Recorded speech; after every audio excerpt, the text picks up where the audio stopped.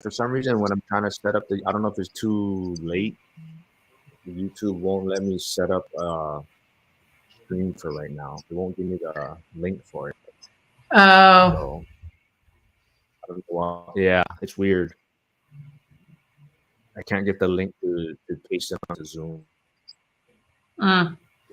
Well, we'll just roll with it. Dude, make the best of it. Yeah, we'll roll with it. We're live. Matt's gonna hop on, but yeah, we'll do our best. But now we know I'm not very happy with how StreamYard is working. I'm not using Wi-Fi. It's still acting up. So. But hopping in. So thank you guys. Whoever's hopefully people pop in. But if not, we'll just have a fun discussion between ourselves. If not, we'll put it in.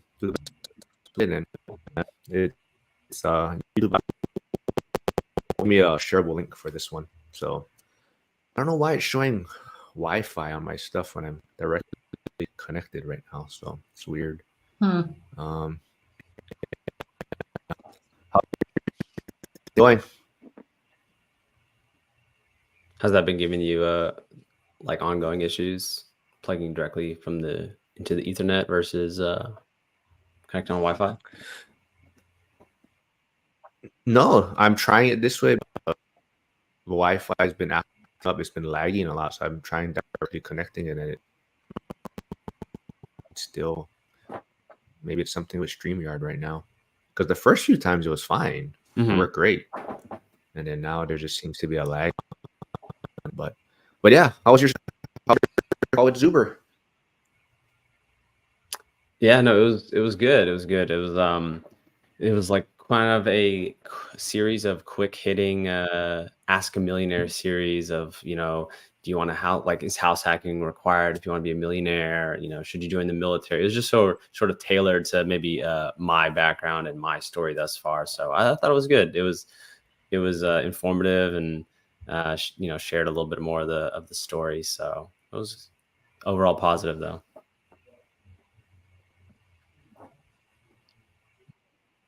Yeah. Yeah, I don't actually know. I mean, I've seen his stuff, but I don't know him. I didn't meet him. I didn't go to the conference or anything, but yeah, I love his philosophy.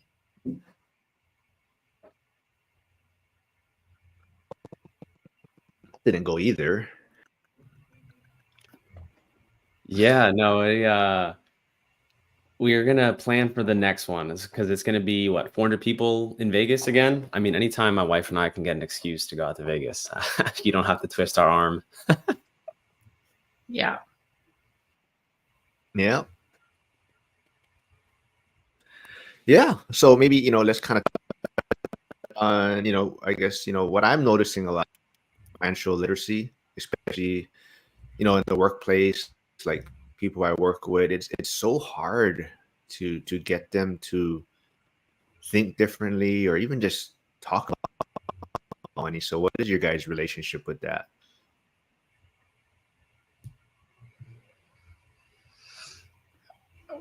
Wait, with getting people to talk about money? Yeah, just talk about money or even just how they think about money. Because like for me, it's like nobody wants to talk about it at work. It's like kind of a taboo thing. Like, oh no, I don't want, you know, don't be talking about retirement accounts or how they're planning for their future or things like that. Yeah, I feel like sometimes people are avoidant when it comes to talking about finances.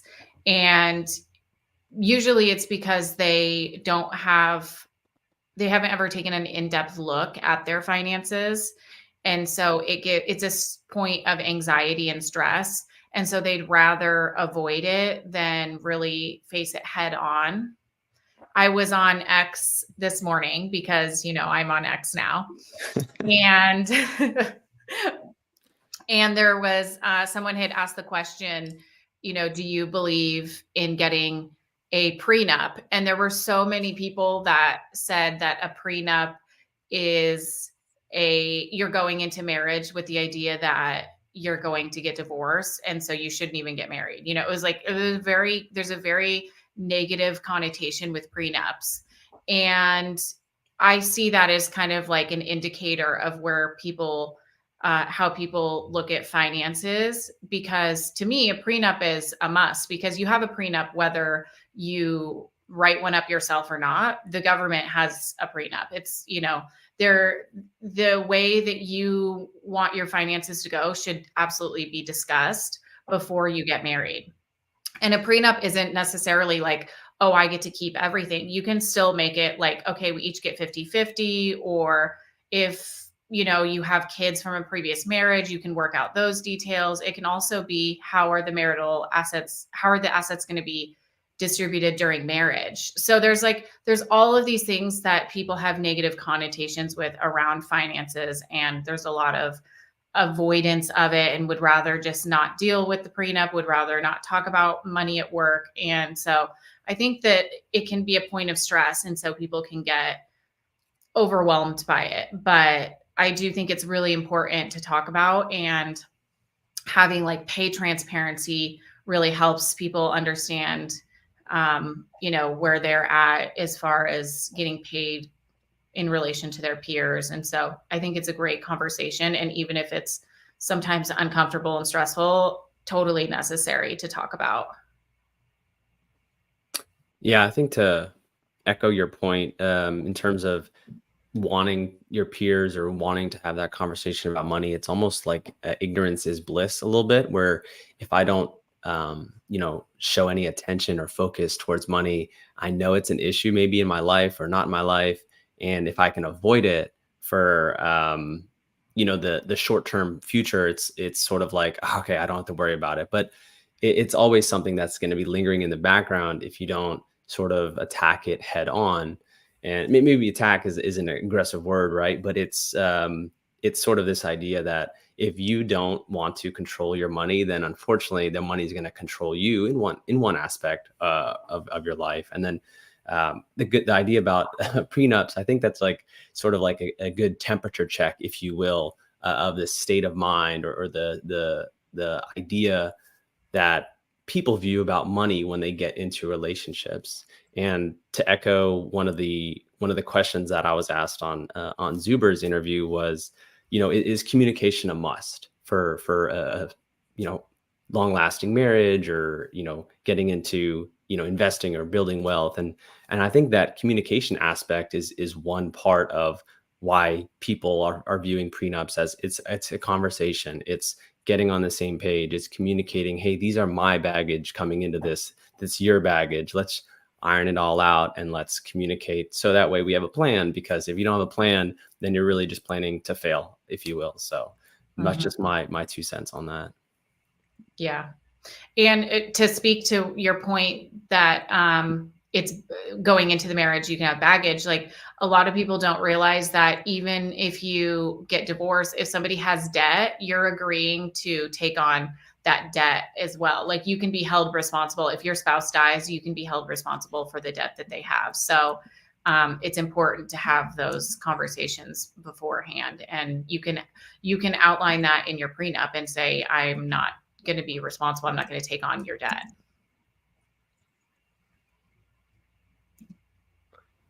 On Hyder has shown up, so he found us. So he said, "Am I trying to compete with Zuber's live streams?" And I said, "No, I'm trying to back off of Zuber's followers." So I actually posted in his Facebook group and said, "Hop on over after." But Hyder's always supportive. I did a great recap. So he's investing in Gary, Indiana, and he's putting some sweat and doing some work on the property they invested in, and some interesting points. And it's funny how he was talking about how you know, Gary has a bad reputation and whatnot. I think he was rated as like one of the crime capitals of the country in maybe 2015 or something. So it's pretty bad. But you know, he said he loved the people there and whatnot. So it was interesting to go check out his channel, go support him. But hey, Lauren, you brought up X. So how has been your experience on X so far? I saw someone kind of I don't know if they're being serious or not, but they were questioning your I 3K cost for that fence, and so I was like, oh, here's your first experience with X. I think I've come to the conclusion that people love to get on X to argue. Like it I haven't ever seen arguments like that on Instagram, or like nobody's come on and commented on something and been like, you're lying, lies. So but I do like it. I mean, it's a conversation, which I appreciate. Like, I think that it versus Instagram or Facebook or TikTok, like it's more you're just like consuming and maybe you write a little comment, but X really is like a conversation. People are going back and forth. So I do like that. There's maybe more connection that way. Yeah, And I don't mind doing people X quite a coming bit at me since I like, jumped on. So yeah, No, I think that's I would have to yeah, echo that as yeah. well. You know, it's not as it's more engagement versus a little bit like, hey, on Instagram, it's a little bit of like the pictures and the likes and the visual aesthetics are the driving factor into what gets engagement versus maybe that content or thought of mind. And like, it's okay to have an argument. I think that's like necessary, have that conversation. So I think that's that just bodes well for better engagement. So exactly. Whether it's an argument or like people are talking about it. So that makes me happy.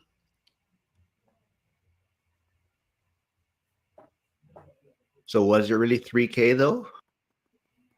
It Cost? was, yeah, it was 3K. I mean, I keep pretty close track of my expenses that I have on my Airbnbs. Like I have to. I do my own bookkeeping. So I have all the receipts and I could post them for him.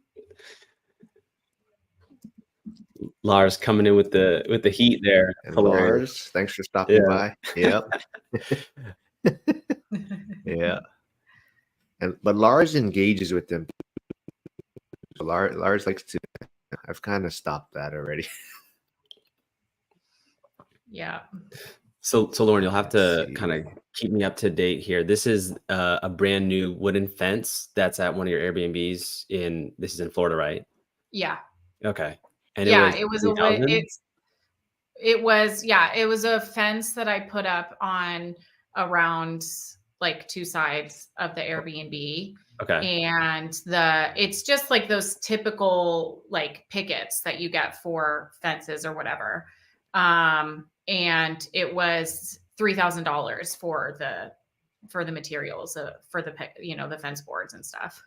Yeah, I can actually I believe that because in Pensacola we had to get not two sides, but just even one side of it's pretty standard. I have to check like the layout, but it was no more than probably 25 30 feet wide, and just probably what 6 or 7 of those wooden posts and just normal picket fence, and it was over $1,000. So 2 to 3 sides, and that was back in 2022. So I'm not surprised that those wooden fences are expensive, and not to mention that the storms that start coming through, it's like they're going to need to be repaired, or the rain will cause it to maybe make some repairs in the future. So I believe that. Yeah, well, and he was saying that it costs more than that. He was like, there's no way that it was that cheap. And I was, yeah, I know. And I was like, I don't know what the cost of materials are in wherever you're living, but yeah, I mean, maybe it's cheaper here. I don't know where he is, but I also looked at his page, and he's just, you just look at it and you can see like, oh, he's just stirring the pot everywhere he goes. He's just one of those characters. That's true. That's true. Yeah. Yep. He's like Joel. Totally.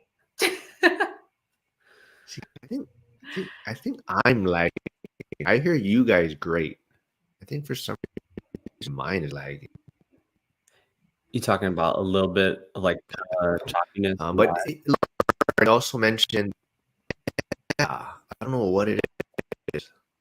It's when talking, I can tell that it's lagging for you folks. Mhm.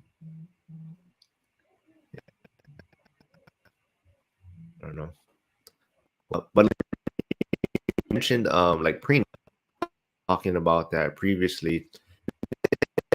An interesting one. It's like if the couples were the money gets donated to charities in a sense, the asset. So it's kind of like it forces couples to really try to work things out and stay together and exhaust all options to kind of make it work. And that way it's not like about money where, one person's gonna, you know, take so much of the assets or whatnot. So that was I thought that was kind of interesting when someone mentioned that they, I guess they knew a couple that's how they set up their prenup. That's an interesting idea. That really incentivizes them to never get divorced. Yeah, I just Yeah, a little bit of a let's see perspective more. on that. Oh, okay, yeah.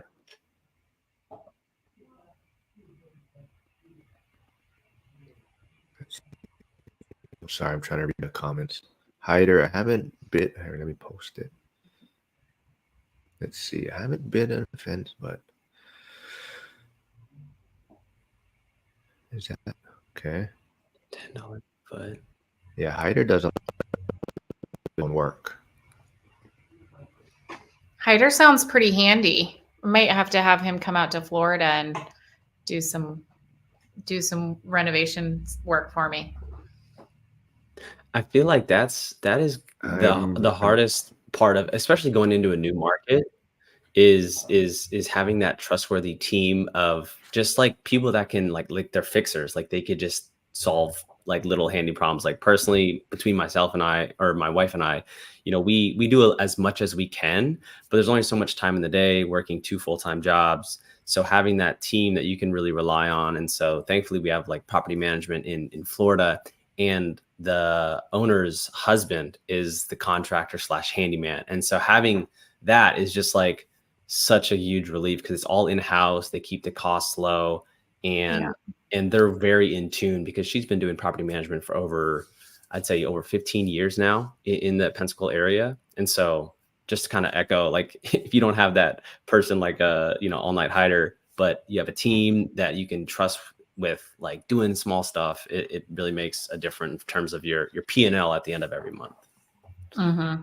Do you have short-term rentals in Pensacola, or what is your property there? Yes. So the 2 properties in Pensacola are single family. So just kind of base hits, if you will, that we house hacked, or I guess I house hacked when I moved from Florida over here to Louisiana. Mm-hmm. And the the short-term rental that we operate is in New Orleans. So it's part of the triplex that we live in and operate. So Okay, that's cool. how we're able to maybe do a lot of things in-house like without the cleaning and, any repairs like plumbing or contractor work. We have now a team that we can kind of reach out to and lend to, a couple contacts from referrals. So that always helps out. But yeah, just single families in Florida, but the short-term rentals in Pensacola, like Destin, Perdido Key, those are good ones. Yeah, I was gonna add. I'm always curious about the area because I've heard that it's like one of the major destinations of Florida, which I never go there because it's so far from the rest of Florida. It's almost like its own area, It's like it's such a long drive to get out there, but I guess it's a big destination, and I'm always curious, like, how do properties do out there? Yeah, it's if you ask a couple of people, I'm sure they'll probably be like that whole Floribama vibe where it's like half Alabama, sort of half Florida on that panhandle. But the Gulf Shores is kind of a low key, a little bit less, maybe more reserved. The beaches are very nice over from like from Gulf Shores, Alabama, all the way out to Destin. So that includes Pensacola, and so I think we've enjoyed our times at the beach there. A little bit more, like you said, low key, white sand, decent waters. Yeah. that Gulf water is gorgeous anywhere along there. So yeah. Well, Hyder is going to be in Orlando at the end of the month for the Rebel Capitalists Live. So Oh my that gosh, should be that's so fun with cool. Jason Hartman and George Gavin. Yeah, I think uneducated economist is going to be there also, I believe. So that's why Hyder's going to be there too. So that's going to be cool. So yeah, if you're in Orlando, Lauren's Lauren, the I'm list. She's gonna have that list ready. I'm gonna have that list ready. sure. And Lars is in so Lars is in Oregon. So he's in the Navy.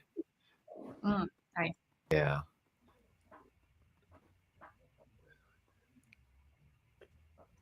So Matt, so what do you think of, so like, being in the Coast Guard and all, like, what do you think, like, your, coworkers or whatnot, like, what's their mindset too? Like, are they just kind of, I used to work at the Navy back in the day, retail and stuff, and a lot of, like, they would just come in and just blow their money, right? They would come in, they'd come off tours, and they just spend all their paycheck, and it was just like, yeah, they just had all this disposable income, I guess, or play money for them. Yeah, I'll maybe echo on my first tour. I was stationed to a boat in Jacksonville, Florida, and so this was first real job, I guess, in the Coast Guard from graduating college. And of course, right outside of the Navy base, you got these car dealerships, right? Like, why would they have these car dealerships there? Well, because you get a couple young cats that wanna get underway. They have 2 to 3 months where they're saving some money, right? You're not really having to pay much. You maybe a port call here and there, nothing crazy. But then you come back and you're like, I need to treat myself. I just was 2 months out in the Atlantic or whatever Gulf, whatever ocean you want. And so sure enough, it's like, I want to get that Dodge Charger. And I don't know what 17, 21% APR, APY, whatever that means. But if my payment's only 500 and I make 600 a month, like I'm living on the boat, right? I get to eat at the galley. And so there's all these maybe small justifications that you can make, but those decisions are made. And unfortunately, it's the maybe the younger audience that gets, almost victim or targeted, because just that financial literacy is just nothing that you're really taught growing up.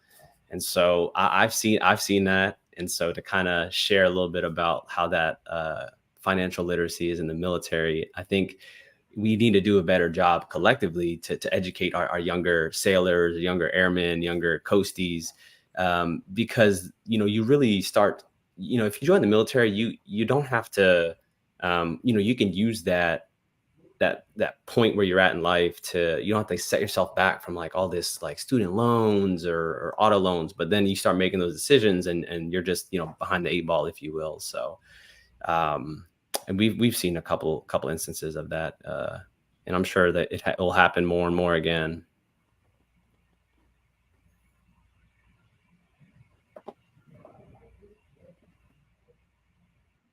Yeah, I see it in the firehouse every day, man.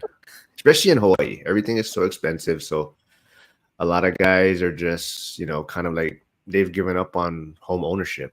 They're just looking at it as if, I'm going to spend my paychecks on, toys and the lifted truck and whatnot. So yeah, I see it every single day, man. And it's hard. It's hard. And like I said, it's going back to the whole kind of taboo about talking about money and finances. It's hard trying to get them to start thinking differently and planning for their future. So yeah, but that kind of goes back to my other topic I kind of want to talk about on, like why, we're putting ourselves out there, like why we're trying to help people. Like, Lauren, you're jumping on X, you're jumping on social media a lot more now.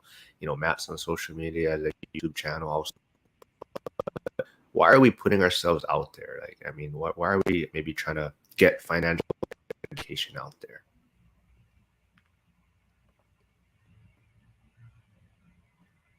Matt, do you want to answer that? Yeah, I am sure. super curious what your answer is. Okay, sure. So, I think there are there are seasons. The way I view it is I look at like seasons of your life, right? And right now, being 30 years old, I'm in this wealth accumulation season, right? So I'm in the workforce. I'm working a 9 to 5 job. My wife and I were established in our careers, and so if I didn't share or if I didn't, try to educate on financial literacy, I'd look down the line and I'd be where my parents were. And so like they're still working, they're sort of at retirement, but like, no one ever really asked, why do I need to follow this path that I was brought up with? And that was go to school, get good grades, so you can get a good job, so you can get a good career, so you can work until you're 65. Like, it's like we need to really reflect and say like why can't I do that quicker, or why do I have to choose that path? And so it really started when I was like finally working and making money, and I'm like, what do I do with this money? And so like any good millennial, I'll lean to YouTube, and I like started like absorbing content, and then you start learning from mentors that don't even know that you're like listening to their content. And so one thing that really stuck to me was as I was learning in this process, and I feel like we're all always still learning, but one thing that stuck to me was, your best position to help the younger self of who you once were. And so both my wife and I, we once were not financially educated, working 9 to 5 in our careers. And so how do we set ourselves up? And so I'm at that point now where I can kind of like lend a hand down to that person that's in their young 20s. They just graduated college, they're in their jobs, and they're like, I actually want more than just punching in, punching out. I want options. And it takes a lot of hard work and sacrifice to work essentially that 5 to 9, right? Like, what is your timeline after work? And so if your timeline after work is education and networking and learning skills that can translate in the future, 5 to 10 years from now, you'll look back and say, I'm glad I put in those steps. So maybe a really roundabout answer to to your question about why we put ourselves out there, but that's at least our frame of mind for now, and that might change. Isn't it so funny how every like time period we kind of all do follow these like phases of life. It's like your 20s is very explorative and you're like trying to figure things out, and your 30s really is about growing your career and you get more focus on that, and it just kind of like, it just happens. We're all kind of like on this path through life where we have these different phases.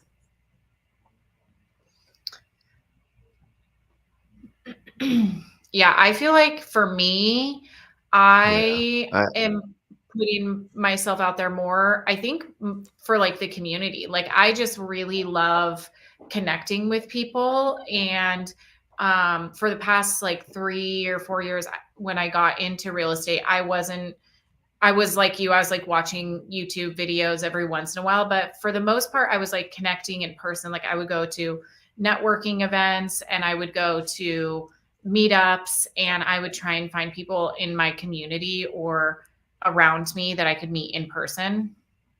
And I wasn't really on social media. And even throughout like my 20s, I never really was on social media. I was traveling a lot, and I would just like, I'd work, save up my money, and then go travel and like spend it all. And then I would come home, get a job, work, save up my money, go travel, spend it all. And I was like in this cycle, but I knew I didn't ever want a traditional job, even though I did end up getting a traditional job. I was just like, this is not for me. It was always soul sucking for me. There was never a point in time where I was just like, I love this. I could do this forever. And so once I had the opportunity to invest in real estate, I was like, okay, this is going to help me. And I thought it was going to be like some really distant future that I was going to be able to realize the benefits of it. I'm like, I'm doing this for like my retirement. And what I've learned these past few years is that it doesn't have to be such a far distant future that you start seeing the benefits of it. And it may not be that you're cashing in the financial benefits right away, but there are definitely other benefits that you start seeing, like the connection with people, the financial literacy that you gain. And once you start having that financial literacy, you start managing the finances that you do have at that moment better. And so you see those financial benefits. And I'm like I'm 3 years into my real estate investing journey. And I'm like, I am going to Italy this summer, and I'm like coming back, and I don't have to, get a job. Like my real estate is paying for it. It's like I am gaining those benefits, and it's only been 3 years. And if I can share that, it's so exciting for me. I'm just like, this is life. Like I want to be able to do this and be able to go travel and then come back and know that I'm making money while I'm traveling. Like I'm getting emails in my inbox, like, you have another booking, you just made another $1,200. It's like, that to me is so exciting, and not having to put a paycheck in my bank account and know that I worked every single hour for those dollars.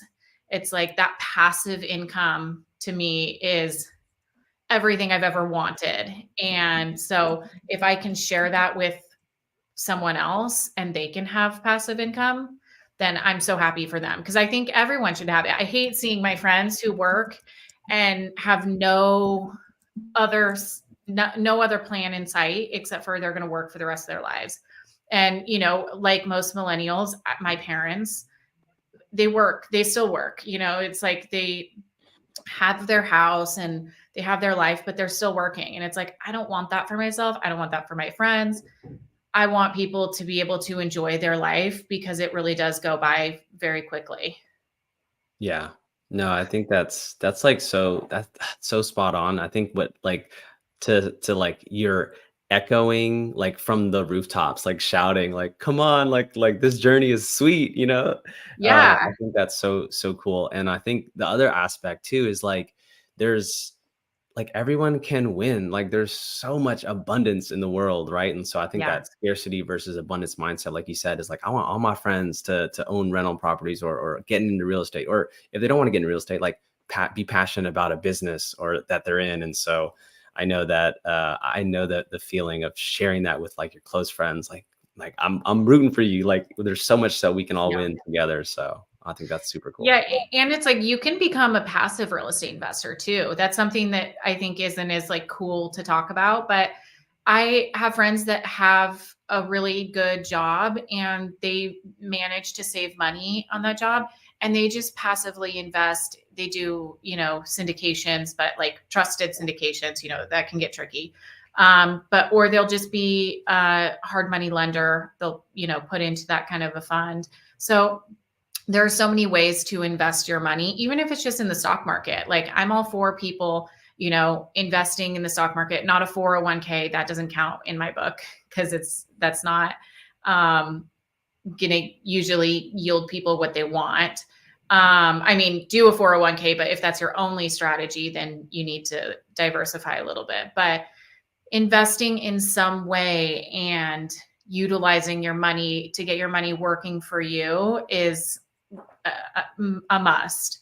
And so, yeah, when I see my friends and they're doing that, and I'm just like, yes, this is going to be great. We're all going to be able to like take that vacation together. Like I live for my friendships and for like spending time with people. So I want them to be able to have that freedom too. I hate when I'm just like, I'm going to Europe and you can't come because you have a job and you have to ask for time off work and you've already used all your vacation this year. And Oh, I'm just gosh, like, yeah. it's the worst. It's painful. I'm just like, I hate this. I hate this for both of us. I want you to be there. I want you to be experiencing it with me. Yeah, that's a great point. And I don't know if you guys saw Zuber's kind of interview or chat with Brian Adamson, and they were talking about his experience, meeting Dave Ramsey at his most recent event. And I think that one hit home for me because it kind of talked about how, we're not where we want to be. We're not at the end yet. We're all trying to get to this financial freedom or financial independence. So, somewhat maybe I'm a fraud, or maybe I'm trying to promote something that I haven't quite accomplished yet. And Zuber was talking about how Ramsey, what his message early on he wasn't even doing a lot of those things. He knew this was the blueprint, but even himself wasn't following a lot of maybe his steps, but he knew this is what was going to get him to where he wanted to be. So I think that was really helpful hearing that kind of discussion, because it kind of just reinforces that, we all have kind of this vision, and we kind of know what steps it's going to take to get there. And maybe we're not there yet, but yet we kind of know the blueprint. Like you're saying, it doesn't have to be real estate. It doesn't have to be stock. I mean, but it do other things than just, the traditional 401k, or, put money in a savings account. So that chat or interview with Brian Adamson was super helpful for me, because I do feel like, hey, maybe I'm being a fraud, actually accomplished yet. So that was super helpful for me. Yeah, the imposter syndrome thing is an interesting one, but I honestly feel like I've learned the most from people who are on the journey, not people who've already arrived at their destination. The people that are like one step ahead of me, I learn the most from, because they are looking back and it's really close to when they made all those mistakes. They're like, don't do this, do this. And they can really help you. And they're more available to you. Somebody who's already like so successful, they're maybe just like, it's almost hard to understand. They have like a totally different language that they're using. It's like a PhD person trying to explain elementary math. It just goes way over your head. And it feels like that's so far, I'll never get to where you are. But you can look at somebody who's bought their first single family home and go, and you have nothing, you don't have a house yet. And you're going like, what did you do? How did you find that house? How did the transaction go? Like, what's a title company? You ask those like really basic questions that everybody has before they begin. And it's so helpful when you're on the journey, because you're just like, I can get to where they are. So yeah. I think it's important to share your knowledge and information, even if you're not exactly where you want to be. You still have so much knowledge that somebody would love to have. Yeah, I absolutely love that idea and that advice. And it reminds me of this phrase, like the curse of knowledge. It's that, like, you're on this journey and you're learning so much, but like from days, maybe 1 to 100, like that knowledge that you're gaining of like the whole how to, just like analyze a property, by day 1000, like you're a little bit fuzzy, but you're like, oh, yeah, I mean, that's just what you do. Like, that's how the numbers work. And this is your cash on cash. And like, it's a slam dunk deal. And so you're like telling somebody, like, what are you talking about? So I've definitely been on either both sides of that conversation. And it's like, yeah, like, I don't know what you're talking about, but keep on spoon feeding me some more. Like, that's so funny. That you mentioned that. But yeah, that curse of knowledge, it's so true. And I think that's also, to echo your point, Mark, is why would you go out and be vulnerable and share your lessons learned and share financial literacy? It's just because I know there's somebody that's like looking for people that are available and they are just 1 or 2 steps ahead of you. And that's where the knowledge is like fresh. And I think that's the most relevant, most impactful for people just looking to follow, because it's not like you have to reinvent the wheel. Like, the path is proven, it works. Just, I guess to follow the right steps. And if you can make less mistakes, why not? Like, that's the whole point of wisdom, right? Mm-hmm. Yeah. And sometimes people who are like really successful, like they got started 20 years ago and their knowledge isn't even like current. It's not the current market that you're in. Yeah. And so, it's just like, if somebody's like just a few steps ahead of you and they were doing it a year, 2 or 3 years ago, they know exactly what the struggles are today. Yeah. Great. I was just gonna say that, kind of like how. No, go ahead, Matt. Oh, I think you're frozen. I think, yeah, Mark was about to say something. Frozen. Go ahead. Yeah, go ahead, Mark. kind of like how Dave Ramsey talks about buying, your rental property in cash, right? It's kind of unrelatable, at where he's at already. Yeah. He has all this or all this, and yeah, if you can buy it in cash, that's a great way to do it. But for most people getting started, it's just a difficult path to go down. And like you're saying, maybe we haven't accomplished what we want to accomplish yet, but maybe our story or journey is a little more relatable for someone trying to get started today. And I think that's super important. Yeah. The median home price being, 50, 60, 70K. Now it's like, whoa, there's an extra zero on there. Yeah. And the interest rates are higher too now. Yeah. I mean, even just in the past year, like it's a different real estate environment. So like, I think the benefit of having somebody that is a little bit more seasoned and they've gone through the cycles or the economic cycle of real estate, economic cycle of recessions, is they can lend better perspective as to, these are the tools that you have in your toolkit for when, you have a high interest rate environment versus a low interest rate environment versus what are the metrics that you still need to maybe focus on more and execute that way. So I think it's a give and take, if you will. So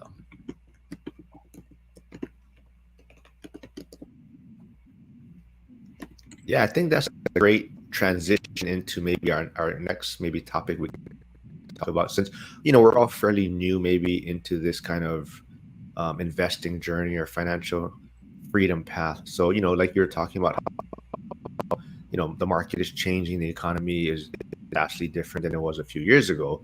Like, what are you folks doing to maybe kind of, what strategies you're working on to invest now, considering that seasoned investors?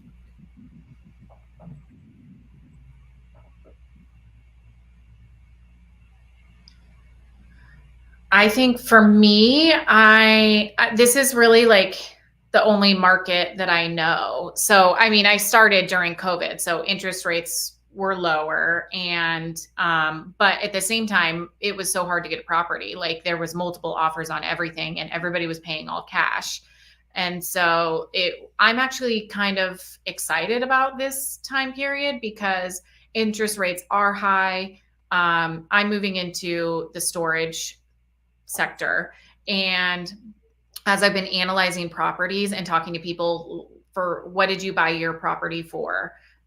Even just 3 years ago or 2 years ago, and the prices are way higher and the interest rates are higher. So I'm just like, wow, this asset class is, and then there's the REITs coming in and they're building up these huge facilities. Like, for a lot of people, it's like, wow, that's a really daunting thing to take on. Why would you even go into something that seems like you're going up against so much? But I'm like, if I can find something that works in this market, then I know it's always going to be successful, or it'll have a greater chance. There's no guarantees, but it's going to have a greater chance of success, because if I can make the numbers work during high interest rates, high prices, and a lot of competition, then I know that it's going to be fit for even better times.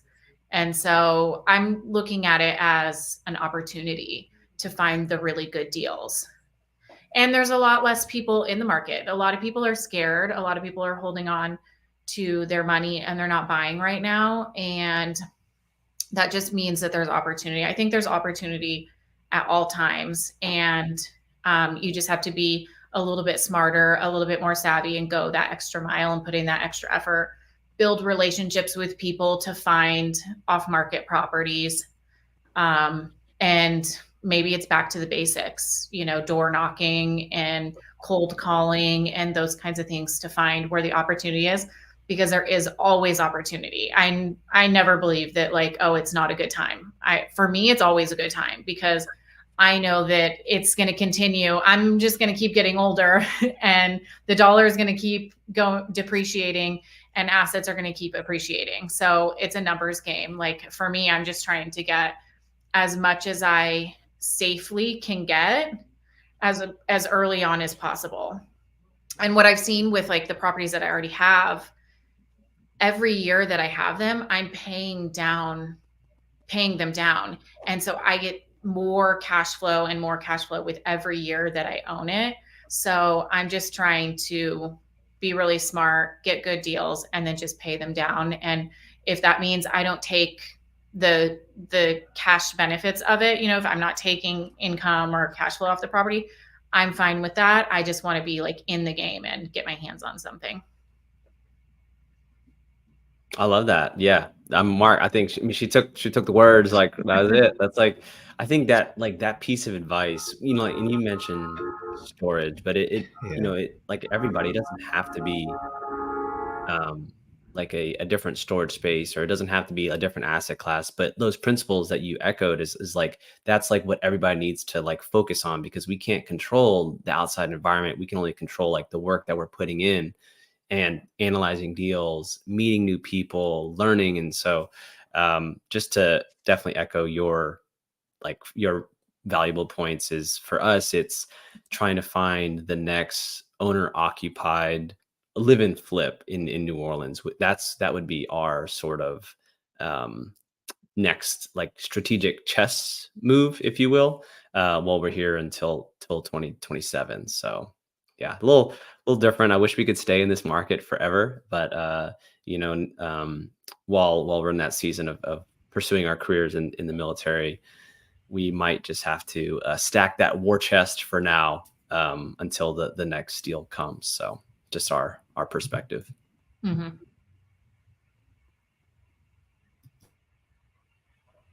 Yeah. I think for me, it's really that I'm glad I got in before.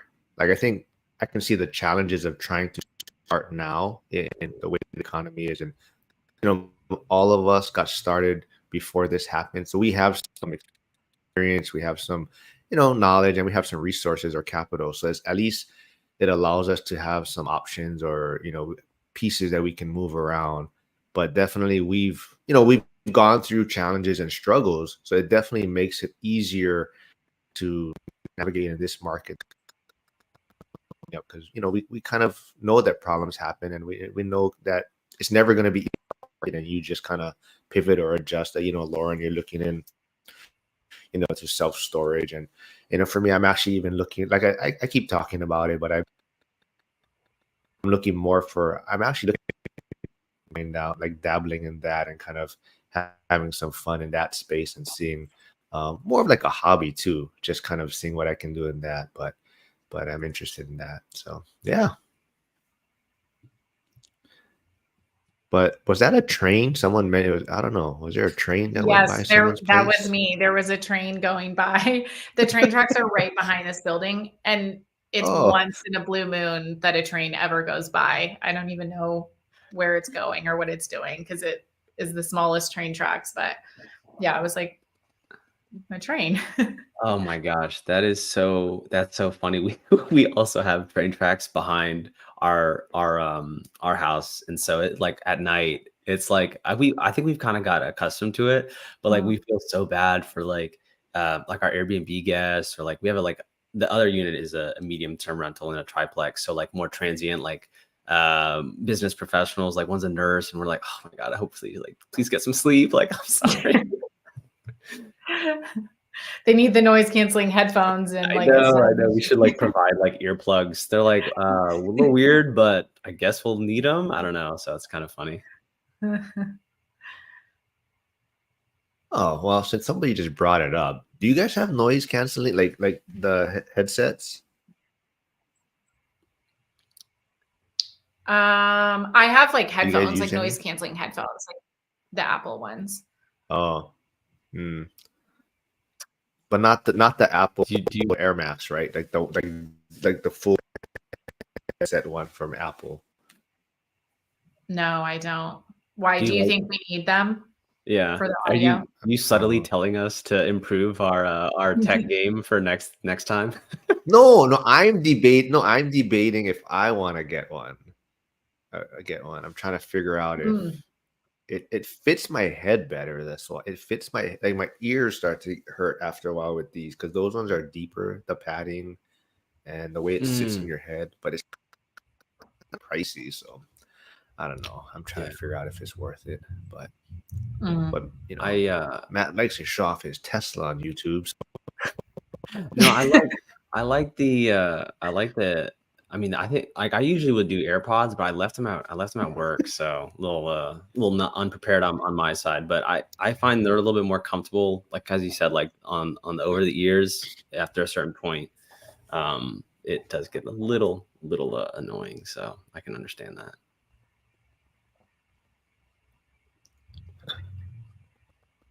I mean, go check him out. But yeah, I'm trying if I want to get some. But yeah, Matt's best videos on YouTube is all his Tesla videos. Are they the best performing? People love it. Let's just say they're the only performing. Oh. No, it's yeah, I don't know. It's like it's a fun kind of maybe a lifestyle project that both my wife and I have kind of thrust ourselves into. We share some real estate content, a little bit more like more vlog style. And I think just the vlog style space is we just need to put more reps and more videos out. But the Tesla content, I think it reminds me of like the phrase that Warren Buffett shared. It's like it doesn't matter how hard you row, but what boat you're rowing in.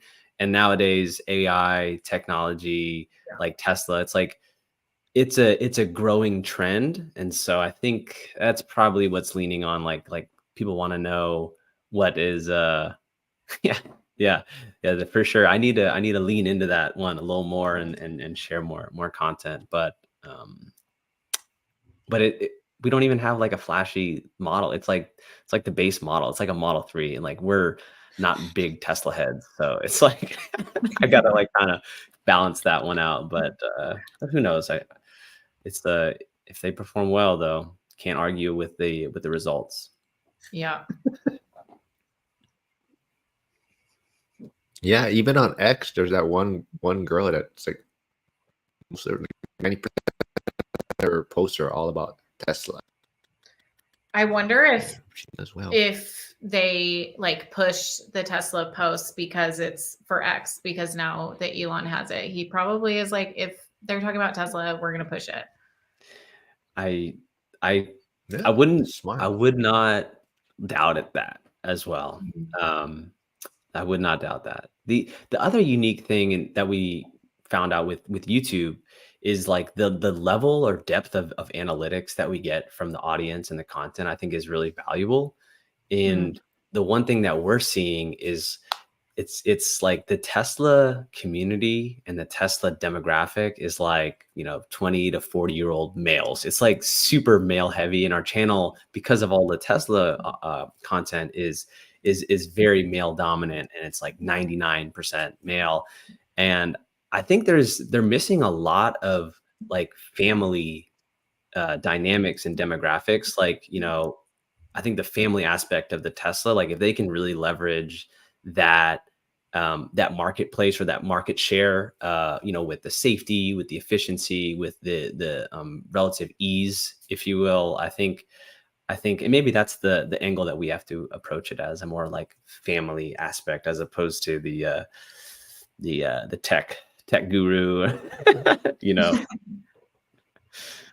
Yeah. Lauren, Oh my this is God. for you. I know. That I'm like, Tesla girl has Wow. a buy me a coffee That's link in her crazy. bio. That's I mean, I believe that you can overindulge in coffee. I don't need $100, like just 10, like just give me 10. Well, it's probably a bunch of people giving her $10, and then she's just like making a bunch of money off of her coffee money. She's probably not actually spending it on coffee. That's fair. Yeah. That's fair. So Yeah.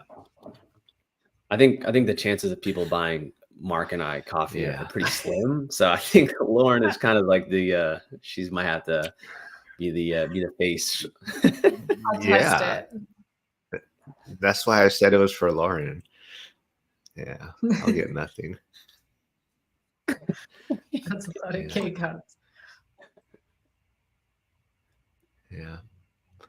So how do you like it, Lauren, on X? Are you close to your 100 follower or no? Yeah, following you. No, it's really hard. Let me see how many followers I have. I think I'm like at like 15,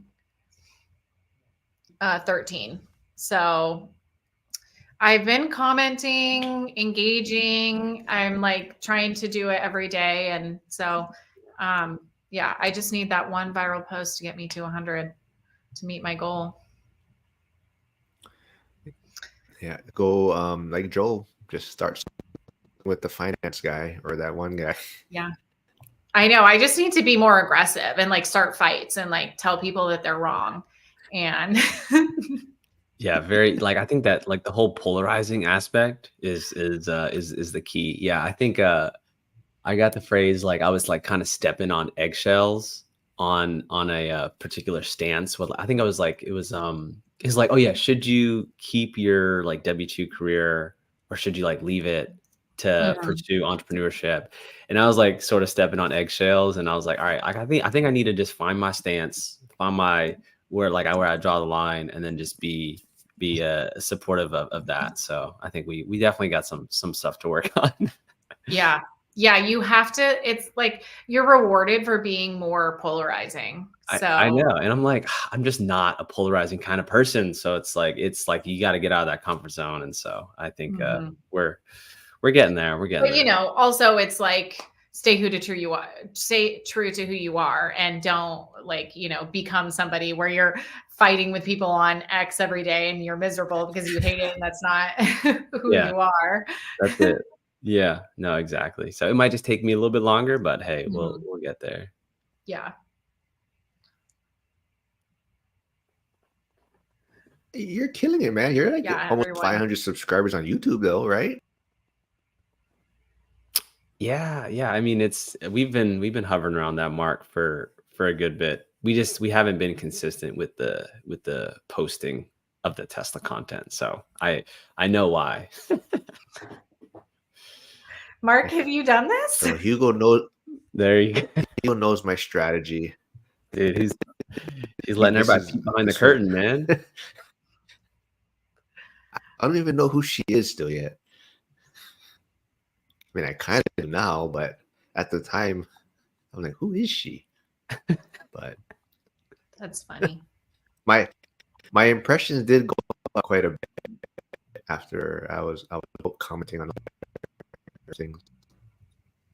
But yeah, everyone go follow Lauren, go follow Matt on X, YouTube. Oh no, you didn't start yours on YouTube yet, yeah, Lauren? Or you kind of did? No, I don't. I don't have a YouTube. No, I don't know. I don't know if I can take on a whole nother platform. YouTube feels like a lot. I need to hire Hugo somebody. is going to be recording. No. Yeah, that's I guess that's a good. I kind of I like that topic as a maybe like next time we could dive into that. Like at what point do you take your social media branding and marketing strategy seriously enough where you're either hiring or using maybe automation software? I think that's like kind of where we're like on the fringe because it's not returning us any significant dollar value. And I think like to your point, it's like what is making us the most money? It's like the real estate. So it's like let's put our focus on there. So that's a good little conversation maybe next time. Yeah. I like that. I like that idea because I have a few thoughts on it where I'm like going back and forth. And I'm not somebody who posts very much on social media. Hugo, which ones pay you? None of them pay me. None of them pay me. Yet, I'm on Instagram. Yet. I'm on Instagram and X. And none of them are paying me yet. So what her tortoise videos will start, getting some traction probably. Yeah, I'll try to catch a tortoise today. She has a side hustle. What did you say, Mark? I don't know if Matt knows that story or knows your other kind of background or side hustle, maybe hidden talent, Yeah, there's you might have the tortoises in Louisiana also. I don't know. But they're in like Florida, Alabama, maybe even like Georgia and South Carolina. I'm not sure, but they're the gopher tortoises, Okay. and they're protected. And so if you buy a property with the gopher tortoises on it, you have to have a registered agent come to remove them. And you have to pay a lot of money. It's like $1,000 per tortoise. Dang. Okay. Yeah. Wow. That's part of that, the whole underwriting that they don't tell you about. Yeah, you don't have to disclose that there's tortoises on the property either. So I bought vacant land and it had like 15 or 20 burrows. Wow. That's some good, unique content. I like that. I'm gonna have to tune in next time. That's so Yeah, so wild. I had to become a tortoise See? agent to remove them because it was so expensive. And I was just like, I can't pay somebody to do this. I have to do it myself. So now I can remove tortoises as a side hustle and you make really good money doing it. Wow. See, there's always an opportunity out there for everybody. Yeah. So cool. You should put that like when you sell your properties, like in the contract that you have to service removal or what. Like when you sell your equestrian farms, they have to hire if they you. want to remove them. Yeah, but then that also brings attention to the fact that they're there and how expensive it is. Sometimes I'm just like, Tortoise wrangler. There it is. Yeah, you getting kickbacks and stuff like here. Yeah. Yeah. Awesome. Notice how none of us said we're on TikTok. Everyone Who's on TikTok here? Josh. Oh, yeah, not so me. Yeah, no, I am not. I mean, it's like one or two platforms is already enough. I think there's like a level of like privacy almost, but it's like I know I got to like get over that hump too. But yeah, we're not really on TikTok. Yeah, Josh has a great YouTube channel also. Okay, is Josh on X? You know what? I forget if he's on X, but he has a YouTube channel. He's on Instagram. All right, I'll find him on Instagram. Thanks for stopping by, Josh. Yeah. Yeah. We'll show some support to the people that came out. He is on X, but he's not active. But wait, I think he means he's not active. Yeah.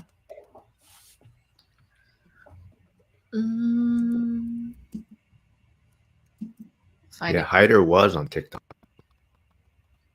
All right, I found him on Instagram. So I'm following you now, Josh. Josh to post his. Okay. I'm trying to get him to post his YouTube channel link. Oh, definitely. Yeah. Makes it easier.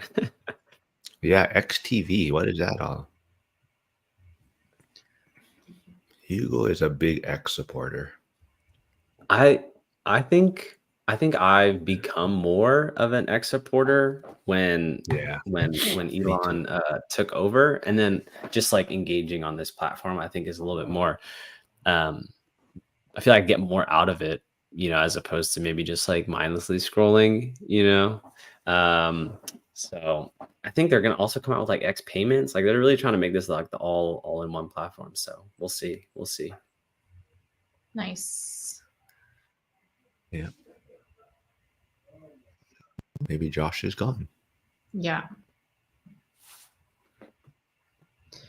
Well, all right, you guys. I have to. Okay, so Matt, how did you're kind of like the initial. Oh, all right. Sorry. What about you, Matt? You want to hang around a little while, or what's the deal? I probably could do like maybe one more. All right. Thanks, Lauren, if you will. But yeah, it was good to meet you, Lauren. Nice to meet you too. We're gonna do next time. We're gonna do answer that question, Lauren. Matt. Yes, yeah. We'll pin that one. Zoom. In. I like it. Yeah, we'll do Zoom too next time. Okay. All right. I'll see you guys later. Bye. Bye. All right. Thanks, Lauren. Bye.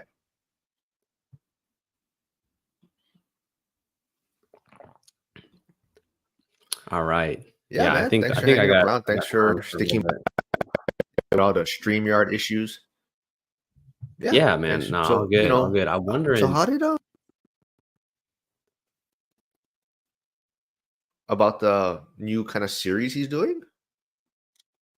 The million Ask a Oh, Millionaire. with the yeah, that was we posted a I posted a reel on our goal setting retreat. And on that goal setting retreat, he reached out and he said, "Hey, we should do a YouTube video on this." And so that was kind of what triggered it.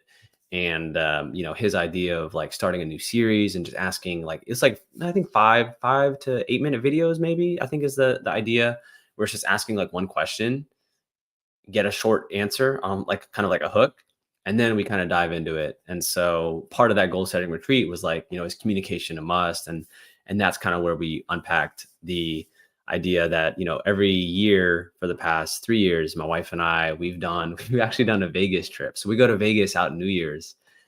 So we're not opposed to going out like for another excuse to go out to Vegas. So, but we did a Vegas trip for a our goal setting retreat. And so I actually have that packet. But basically the book is The One Thing by Gary Keller and last name Papasan, Jay and Wendy Papasan, but they have a kick-ass guide to your couple's goal setting retreat.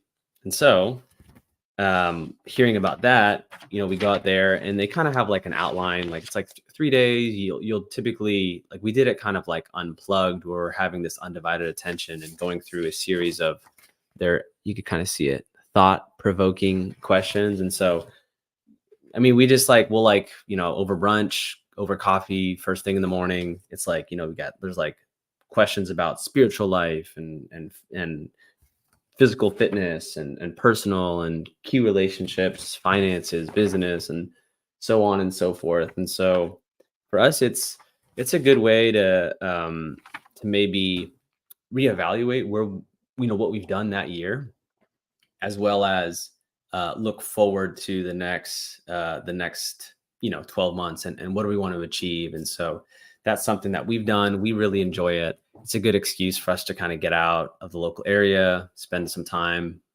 together, and then just like I said, just like really planning, because I mean our businesses are so intertwined with our personal lives, from both, we're, let's just say, like, we're very invested in that these succeed. And so we're just learning and how we can, do the best that we can do, and grow until a point where, we don't have to be working that 9 to 5. And so that's certainly, 5-10 years down the road. But if we can create those options now, and put those chess pieces into play, then that's kind of our framework of it.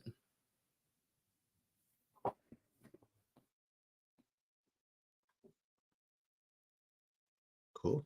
We never. So where did Mojo Mindset come from? Oh, where did Mojo Mindset? So Yeah. it's a combination of our initials, Matt O'Donnell, Jessica O'Donnell. So there's Mojo. And Oh, then mindset was like this, like, I feel like it all starts with how you're thinking, and the content that you're absorbing. And it's like, I'm sure people can get all philosophical and theological and all that stuff, but like, I think really like that thought is, and that clarity of thought, to get on the same page and to communicate that to your significant other is really how this all started. So it's sort of like a tribute to maybe our beginning, and the continuation of us, on this journey to financial independence. And I think Mojo Mindset was maybe already taken. So we just said, all right, well, let's try and then I think that was taken. And so put an underscore in there. And I was like, all right, YouTube's not taken. So it was, try to get them all in the same framework, but it's really yeah. not that big a deal. So there's worse No, I problems to like have in it. life. So that was it. Yeah. Yeah. Well, I love what you did, and sorry about the initial stream. I think I'm done with streaming after this. I think I'm just gonna do Zoom. Yeah. Really, really. Too Ah, much yeah. lag on this. I I will say that with Zoom, there's a cool little AI bot that my buddy showed me. It's called I'll type it in our chat, but it's called Nuta, Noota. And if you have it on Zoom, it's a meeting recorder, which is pretty money because it's like it'll transcribe everything, and then like you could convert that to a blog, and then I think you could snip that audio and put on a podcast. So it's like an easy way to like splice up with AI, and it I thought it was pretty fascinating. So it's called Nuta, and it works with Zoom. So if you're gonna go Zoom, maybe that's worth checking out. Yeah, I mean, like I said, I don't know what it is. Like initially I liked StreamYard. It was working well, but the past few times I've been using it, it's really laggy on it, and it's hard to communicate with it on the lives. So it might be better off just using Zoom. Yeah. If you go on X from your computer, you can go live on there, right? I think. No. So we're live on X. We're streaming on X and YouTube. So that's what I Gotcha. like about StreamYard is you can That's stream on why. multiple platforms. Yeah.